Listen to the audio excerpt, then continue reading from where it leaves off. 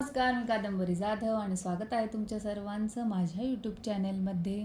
आपण भगवद्गीतेतील श्लोक पाहत होतो. त्यातील अर्जुन विषाद योगमधील आत्तापर्यंत आपले 31 श्लोक संपूर्ण झालेले आहेत, स्पष्टीकरण आणि लाईफ लेसन सहित.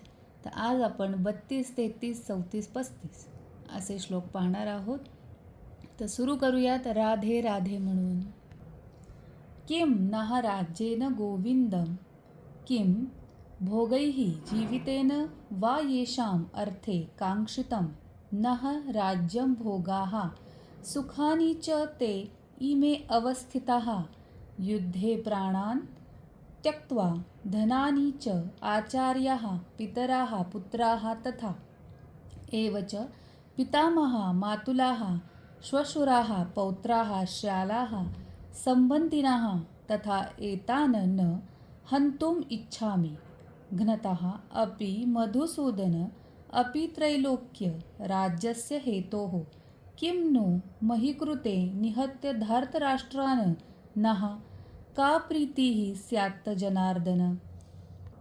हे गोविंद, ज्यांच्यासाठी आम्ही राज्याची, सुखाची वा जीविताची देखील इच्छा करावी आणि तेच जाता या रणांगणावर युद्धाकरिता सज्ज झाले आहेत, तर मग आम्हाला त्या राज्य सुखाचा काय लाभ आहे. हे मधुसूदन, जेव्हा गुरुजन, वडील, पुत्र, आजे, मामे, सासरे, नातवंडे, मेहुणे आणि इतर नातलग आपल्या जीवनाचा आणि संपत्तीचा त्याग करण्यास सिद्ध असून माझ्या समोर उभे आहेत, तेव्हा जरी त्यांनी मला मारले तरी मी त्यांना मारण्याची इच्छा का करावी.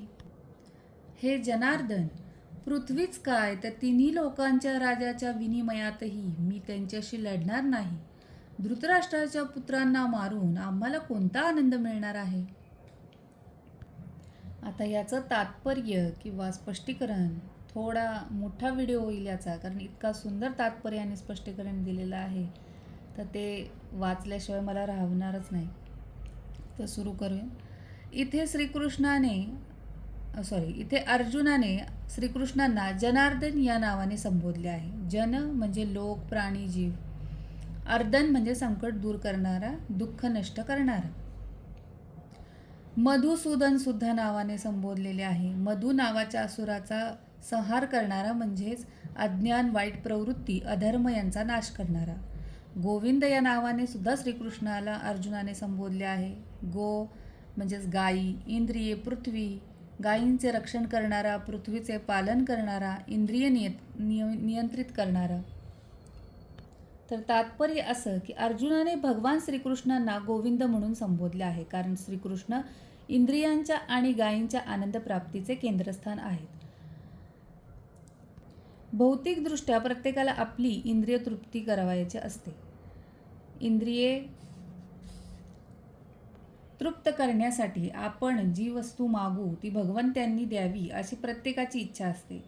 जीवांच्या योग्यतेप्रमाणे भगवंत त्यांची इंद्रिय तृप्ती करतील, पण त्यांच्या अतिलोभाची पूर्तता मात्र भगवंत करणार नाहीत. याच्या उलट मार्गाने मनुष्य जेव्हा जातो, म्हणजे जेव्हा एखादा स्वतःच्या इंद्रिय तृप्तीची मुळीच इच्छा न करता श्री गोविंदांच्या इंद्रियांची तृप्ती करण्याचा प्रयत्न करतो, तेव्हा श्री गोविंदांच्या कृपेने जीवाच्या सर्व इच्छांची पूर्तता आपोआपच होते.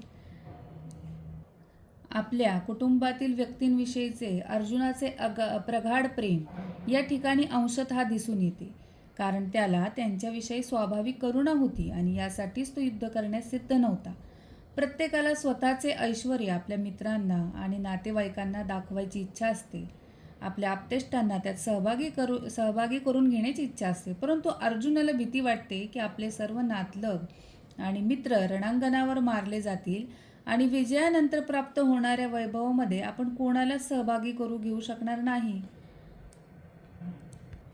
भौतिक जीवनाविषयीचे हे एक समर्पक उदाहरण आहे. आध्यात्मिक किंवा दिव्य जीवन हे अगदी भिन्न असते.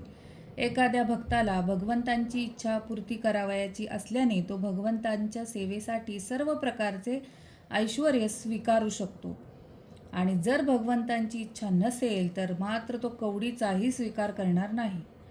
अर्जुनाला नातलगांना मारावयाचे नव्हते आणि खरोखरच त्यांना मारणे आवश्यक असेल तर श्रीकृष्णाने स्वतः त्यांना मारावे अशी त्याची इच्छा होती. या क्षणी अर्जुनाला माहीत नव्हते की रणांगणावर येण्यापूर्वीच श्रीकृष्णांनी त्यांना मारले होते आणि त्याला केवळ श्रीकृष्णाच्या हातातील साधन बनायचे होते. त्याला केवळ निमित्त मात्र व्हावयाचे होते. या वस्तुस्थितीचा उलगडा पुढील अध्यायामध्ये करण्यात आलेला आहे. भगवंतांचा स्वाभाविक भक्त असल्याने अर्जुनाला आपल्या दुष्ट आणि सदैव त्याच्यावर जळणाऱ्या चुलत्यांचा आणि बांधवांचा सूड घेणे आवडले नाही. पण त्या सर्वांची हत्या करणे ही भगवंतांची योजना होती. भगवत भक्त दुष्टांचा सूड घेऊ इच्छित नाही, पण दुष्टांनी केलेला भक्तांचा अपराध भगवंत कधी सहन करीत नाही. भगवंत स्वतःच्या अपराधांविषयी एखाद्या व्यक्तीला क्षमा करू शकतात, पण भक्तांना दुखवणाऱ्या कोणत्याही व्यक्तीला भगवंत क्षमा करीत नाही. म्हणून दुष्टांना क्षमा करावयाची इच्छा अर्जुनाला असली तरीही त्यांचा वध करण्यासाठी भगवंत दृढनिश्चयी होते. तर हाच एक सुंदर तात्पर्य होतं. त्यामुळं व्हिडिओ मोठा बनला, पण मला वाचवल्याशिवाय राहवलं नाही.